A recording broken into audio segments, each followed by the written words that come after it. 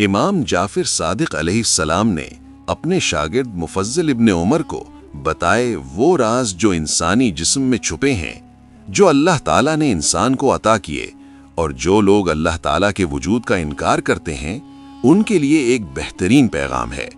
جو کہتے ہیں کہ خدا نعوذ باللہ ہے ہی نہیں، تو ان کے لیے ہے کہ خدا نے انسان کے جسم میں کیسا نظام بنایا ہے، کتنی باریکیاں ہیں، کیا یہ نظام خود بخود بن گیا ہے یا کسی نے اس نظام کو بنایا ہے جس پر انسان غور و فکر نہیں کرتا۔ آج سے تقریباً 1200 سے 1300 سال پرانی کتاب توحید مفضل میں لکھا ہے، غذا کس طرح خوشگوار ہوتی ہے۔ امام جعفر صادق علیہ السلام نے اپنے شاگرد مفضل ابن عمر رضی اللہ عنہ کو غذا کھانے، اس کے ہضم ہونے اور جزو بدن بننے کے پر اسرار اور پیچیدہ عمل کی طرف متوجہ فرمایا۔ مفضل، ذرا اس بات پر غور کرو کہ کس طرح انسان غذا کو استعمال کرتا ہے۔ یہ غذا کس طرح اس کے لیے خوشگوار ہوتی ہے، کس طرح اور کن مراحل سے گزر کر اس کے جسم کے ایک ایک حصے تک پہنچتی ہے، اور کس طرح اس غذا کا جوہر اس کے جسم کا حصہ بن جاتا ہے۔ اس سارے عمل کے لیے پروردگار نے کس قدر عظیم الشان انتظامات کیے ہیں، اس میں اللہ تعالیٰ کی کس قدر حکمتیں اور تدابیر ہیں۔ مولا صادق نے مفضل بن عمر رضی اللہ عنہ سے فرمایا، دیکھو، کھانا یا غذا جب معدے میں پہنچ جاتی ہے تو معدہ اسے پکاتا ہے۔ معدہ اس غذا کو قابل ہضم بنا کر جگر کی طرف روانہ کر دیتا ہے۔ معدہ غذا کو صاف کرنے کے لیے بنایا گیا ہے۔ پھر جگر اس غذا سے حاصل شدہ لباب کو لے لیتا ہے۔ پھر یہ نہایت باریک حکمت سے خون بن جاتا ہے اور ان نالیوں کے ذریعے سارے جسم میں پہنچ جاتا ہے جو اس کام کے لیے بنائی گئی ہیں۔ جیسے پانی کی نالیاں بنائی جاتی ہیں تاکہ ایک پانی تمام زمین تک پہنچ جائے۔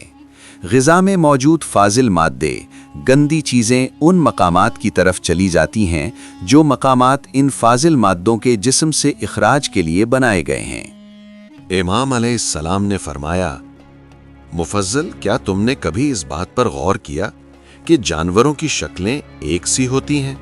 تم ہرنوں کے گلے کو دیکھو یا چکوروں یا تیتروں کے جھنڈ پر نظر ڈالو تو یہ سب ایک سے دکھائی دیں گے، تمہیں ان میں کوئی فرق محسوس نہیں ہوگا۔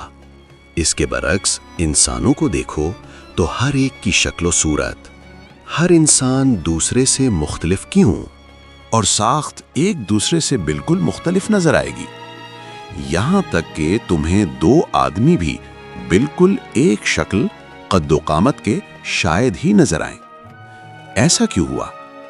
تو مفضل، تم نے کبھی سوچا کہ ایسا کیوں ہے؟ دیکھو مفضل، ہر انسان دوسرے انسان سے مختلف اس لیے ہے کہ انسانوں میں اس کی ضرورت ہے کہ ہر انسان کو الگ سے پہچانا جا سکے، ہر ایک کی الگ سے شناخت ہو سکے۔ انسانوں کے درمیان بہت سے باہمی معاملات ہوتے ہیں، لین دین ہوتا ہے، اس لیے ہر انسان کو ایک الگ شناخت دی گئی۔ جانوروں میں ایسے معاملات نہیں ہیں، اس لیے جانور اگر ایک دوسرے کے ہم شکل ہوں تو اس سے نظام زندگی میں کوئی خلل واقع نہیں ہوتا۔ امام علیہ السلام نے فرمایا، تو مفضل، دیکھو اور غور کرو کہ جسم انسانی کی تخلیق میں اللہ تعالیٰ کی شان خلاقیت کی کیسی کیسی عظیم نشانیاں موجود ہیں۔ دیکھو کہ یہ تمام اعضاء کس طرح جسم میں اپنے لیے انتہائی مناسب مقامات پر تخلیق کیے گئے۔